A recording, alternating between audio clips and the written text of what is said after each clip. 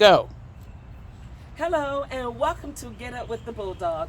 I'm your host, Beatrice Denise, and today we're on location talking to our loyal son, Eric Brown. Hi, Mr. Brown, how are you? I'm excellent. Thank you for asking. Oh, well, I'm so thankful for you being here today. I Yes, appreciate ma'am. it. Glad to be here. Okay, so today we're just going to take a walk down memory lane and you tell us about your experience and your time at South Carolina State. Okay? Absolutely, not a problem. So tell me, what was your major? My undergraduate degree, I graduated in 1992 with a degree in marketing, and later went on to have a master's of arts and teaching degree in elementary education. Oh wow, okay. So you majored in marketing, okay, and then decided to teach. Right. So what made you take the avenue of teaching? Right. Good question. I think back in the 80s when I graduated from high school, I guess all of my friends and all the people that I hung out with was kind of going into business. So I just decided to go into business too. But that wasn't actually my passion. My passion was working with kids. So I attended grad school in 93, graduated in 95 with an MAT and started teaching. And here I am 28 years later, elementary principal. Oh, that's awesome. So what you're telling me is that you dodged the bullet over in Turner Hall. I guess you could say that. Yeah, you dodged the bullet. Right, Okay, right, okay. right. So tell me, what professor inspired you the most at your time at South Carolina University and why? Oh man, there were quite a few. The great thing about going to South Carolina State is that every professor knew your name. They knew who you were, and they were there to give you those experiences that you need to become successful. But two names come to mind, if I may. Mr. Nathaniel Gann. He was my advisor when I played at Alpha Phi Alpha Fraternity Incorporated, and he's been like my Okay, second dad. excuse me. I'm sorry. I apologize. There was a plane. So can you plane. you say that again? Okay. Yes.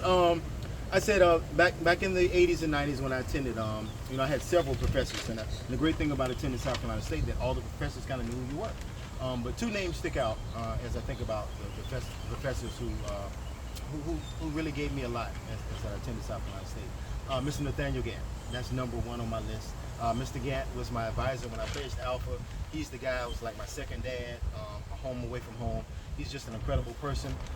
He gave me that tough love that I needed away from home. If I remember correctly, was Mr. Gant, was he like a science teacher? He was a science teacher. And he in dressed Hunter really well, didn't he? absolutely. Yeah, I remember him, yes. And also, if I can, Mr. Alvin Fleming, he was a humanities instructor at South Carolina State. Very good guy. I can always go to him. As an 18 and 19-year-old, you had just lots of different problems and things that you dealt with, but those two gentlemen right there really helped me get through school. Okay, so you touched on problems. So what was something that you overcame while you were there? Wow. Again, as a kid, you never knew what you were getting into from day to day. You lived with your parents for those 17 years, and all of a sudden now you're there by yourself. So lots of issues presented themselves. Time management was one. Oh yeah. You had your mom to wake you up in the morning, go to school, do your work, etc. Now you're all of a sudden you're on your own. You got to get up on your own. You got to do the work on your own.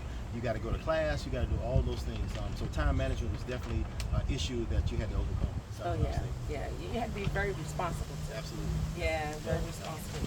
So, what were some of your extracurricular activities? Pardon us, please. The dog's trying to get away, but he's not gonna get away today. So, what were some of your favorite extracurricular activities? Well, lots of different things to do at the time.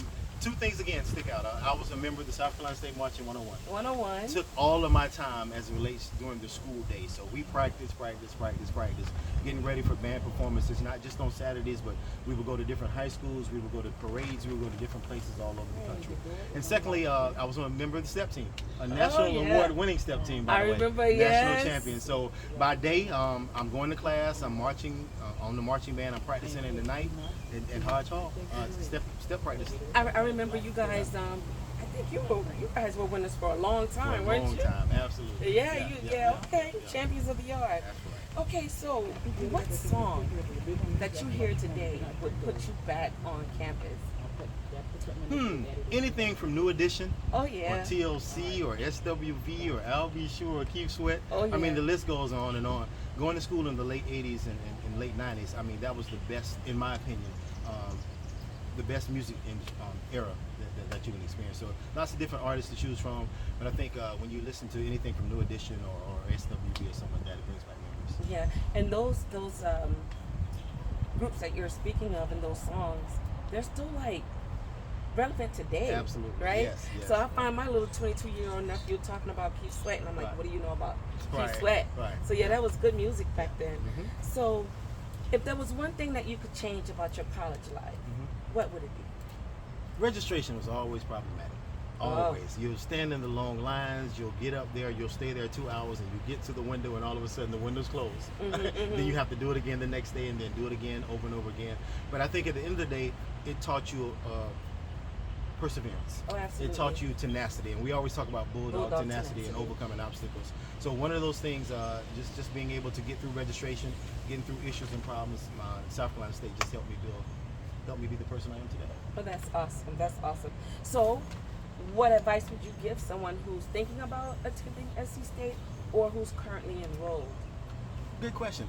Again, I think this is one of the best institutions, and I'm just saying that because I went there. I know for a fact that some great quality individuals attended South Carolina State. So if you want to join a family of loyal sons and daughters who are U.S. senators, who are representatives, who are Hall of Fame football players, who are musicians, who are just great, all-around great people, South Carolina State is the place for you. South Carolina State is. Absolutely. Yes, yes. Well, on that note, South Carolina State, we're going to say see you later. And remember to always love and cherish thee. All right. Thank you for being here. Thank you for having me. Oh, Absolutely. my pleasure.